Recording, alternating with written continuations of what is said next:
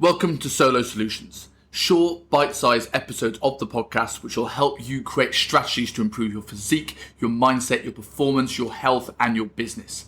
We all know that action leads to momentum, and momentum leads to big goals. These episodes are designed to give you one key tip or one key strategy to help you push through your sticking blocks and get into the best condition, mindset, or business possible.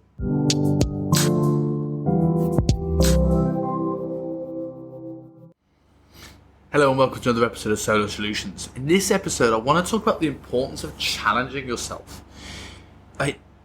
It's so important. Some of the biggest lessons I have learned in my professional and personal life has been down to the times where I have been most challenged. Whether that is a financial challenge, whether that's being let go from my previous employer under very, very, very dodgy circumstances, whether that is moving to a brand new country, whether that's things I have officially chosen to do, like walking the length of Wales, which is the icon to this episode, or whether that is every photo shoot prep I've ever done, whether that's going under a big lift that I'm not sure I can do. You learn more about yourself from challenging yourself and doing things than you ever will from any study, any lecture, any seminar, or any podcast, maybe not mine because mine one's epic, you will ever have. The problem I tend to see is people struggle with the idea of challenging themselves. They fear failure. They wonder what would happen if it's not successful, what you would think of yourself, what people will think of you. If you don't know the answers, you get overwhelmed. You deal with imposter syndrome thinking, this is not right for me, I can't do something like this. And that little voice in your head tells you every reason why this is a bad idea and why you should quit. But I just want to share a very, very short message to say that any time you jump out your comfort zone, we've heard it time and time again, getting out your comfort zone is where growth happens, and it really, really is. Staying in your comfort zone is really damaging for anything, any development, personally or professionally. And understand that any time you get out your comfort zone, there is always going to be resistance. No one got out their comfort zone by accident. No one hit big goals by accident. It was a purposeful move out of their comfort zone, and it's silencing that inner critic that got them to where they were. That resistance is natural. That resistance is our brain trying to keep us safe. But just like on a recent episode where I spoke about tightness and how we have to get slowly stronger in these end ranges for our brain to understand not to be tight there, to understand that this job opportunity that you want, that you're scared to go for, that this business venture that you'll want to take, that this physique show you want to apply for, like this hike or this walk that you're scared to do, for your body to know it's safe, for you to start getting the success you want in these endeavors, it will come from jumping in 2 feet and giving it a go. From a personal training perspective, some of the biggest lessons I've learned is through physique prep. I've never competed, I'm not a bodybuilder. The thought of standing on stage in a tiny little pair of pants under unflattering light covered in Ronseal for a group of people to tell me what's rubbish about my physique is not my idea of a Sunday afternoon. I admire the people that do it, and maybe I will look back on this having done a physique show later in life and go, man, Simon was an idiot. But I've always admired the craft of getting mega lean. I think you find out a lot about yourself by pushing through times when you're hungry, training at the times where you have the resistance and you just don't want to do it and you want to go home. No one will know if I skip a workout, but I know. And I've learned a lot about my character. I've learned what I can do. I learned that I'm capable of more than I think. I've learned to have better empathy with my clients and the people around me. I've learned how to achieve my goals in a world where there's distractions everywhere. Those are lessons and life lessons that I wouldn't have learned through any other endeavor. There's something even more magical about physique prep because you truly get out what you put in. In life, you can work really hard to try and impress this woman and she doesn't fancy you anyway. You can work hard for promotion, but someone politics their way to the top and you don't get there. But in physique prep, there are no easy rides. Even the people with the best genetics to get in the best shape have to push hard. There are plenty of people with phenomenal genetics that don't look like Phil Heath. Phil Heath is what happens when genetics meets hard work. And there is nothing that will test you like a physique show or a photo shoot prep. But it doesn't have to be six-pack abs to challenge yourself. As the icon shows in this episode, one of the most toughest experiences I ever did in my life was walking the length of Wales, often known as the Offa's Dyke Path. I started in Prestatyn at the north of Wales and went all the way down to Chepstow, not too far from Cardiff. It was 182 miles by some records, 177 by another, and there was more stiles to climb than anywhere else in the United Kingdom. The day before I went, the resistance wasn't just mental, it was physical.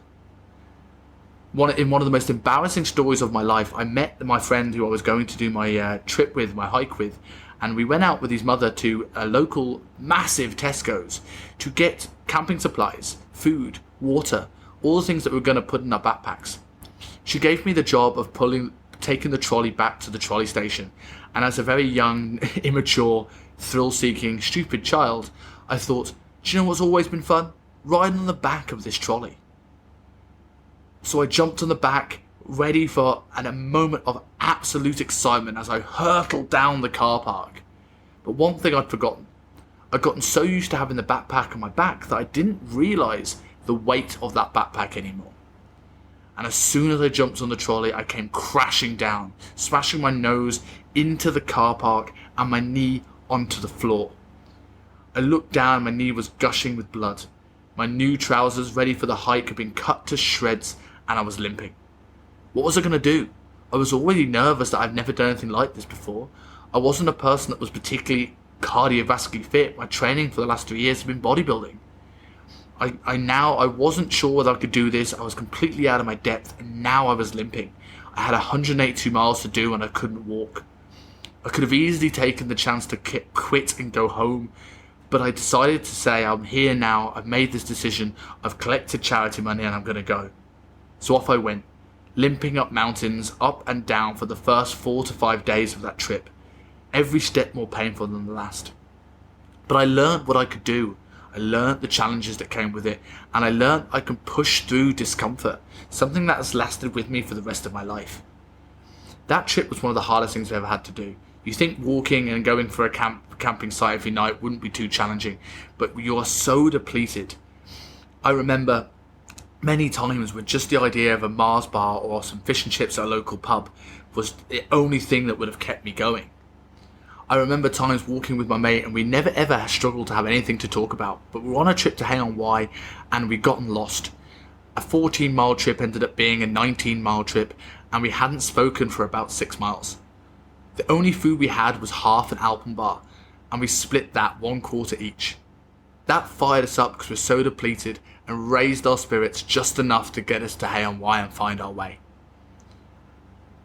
Another challenge that came to that trip was halfway through, disaster struck.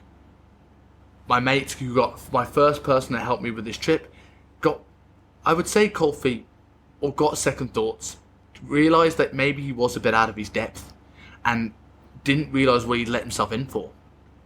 Unlike me at the start of the trip, who decided to power through the limp, he found a reason to go home, stop the trip halfway. I was at another crossroads in this trip. Did I carry on, push through, on my own? Or did I finish there, call it a day and realise this wasn't for us? We're over our head. I think you know about the topic of this podcast that that's not what I did at all. I planned ahead, I powered through, and over the next couple of days I did the trip on my own, getting lost, having to jump over a horse, having to run away from cows, and eventually found my way. And amazingly, because going to Aberystwyth University, I knew a lot of friends in Wales, and I managed to get someone to join and finish the second leg of the trip with me. And other than getting chased down by a herd of cows, it went pretty smooth from that point onwards. That is one of the best achievements of my life that I wouldn't have gotten if I'd listened to that little voice in my head saying, don't do this. If I'd stopped when I got injured, if I'd stopped when my mate packed in. I kept my head down and powered through. Not hitting the fuck it button when things didn't go to plan, when things weren't optimal. And I had one of the best and most accomplished moments of my life. In the same way when a diet the times where I'm hungry and want everything, the times where I make a mistake and go over my calories, the times my friends persuade me to have a beer, all those times I could hit that fuck it button. I don't, I push through, and I get to the physique that I wanted when I started. That is a huge achievement that not everyone in life will have. And whether it's, for those listening to this, whether it's getting a set of six-pack abs, whether it's walking the length of Wales, whether it's climbing a mountain, whether it's pushing for a promotion, starting a new job, or starting in a new country, if there's something at the back of your mind that you're itching to do, I urge you to do it. Moving to Hong Kong was another amazing challenge of mine. I'd never travelled, and it's something I'd always wanted to do. I didn't know what to expect, and I'd never visited Asia before actually getting on the plane to Hong Kong. I arrived here not knowing anybody other than my other half, and not knowing what the country was like, not knowing the politics, not knowing the people, not knowing the language. I have now been in Hong Kong 2 years, and it's one of the best decisions I've ever made in my whole life. This place truly is fantastic, and I'm not looking to go back anytime soon, even if COVID has made things very, very challenging. But I wouldn't have had that opportunity if I hadn't just taken the other fuck it button and go, fuck it, I'm taking the leap. I'm going to leave this episode with a quote from Richard Branson that I've always taken with me throughout my life. And that's, if you get an amazing opportunity, say yes first and learn how to do it later. I've taken that all the way through my life. One more story I'll leave you with is when I got an amazing opportunity for a job that I'd always wanted in London, even if it didn't work out too well in the end and that company's very much changed. At the time, it was the best place to be for personal training. And I got the opportunity after many, many times putting in my application and failing. It was the best moment of my life because I'd always wanted to move to London. And then disaster struck again. My credit card maxed out. My overdraft was hit. And I couldn't afford my insurance, and I couldn't afford my first aid certificate that I needed to start this venture in London, let alone afford a place to stay. I will always be grateful to my fiancée for helping me financially with that moment.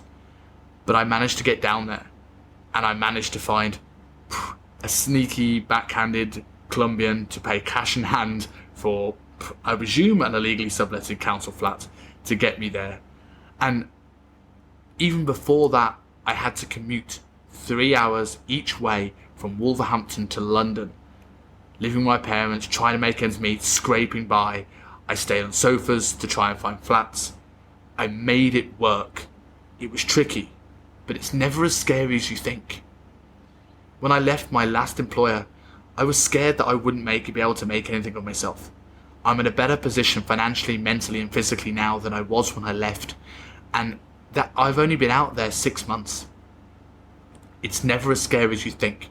The anticipation of it's worse.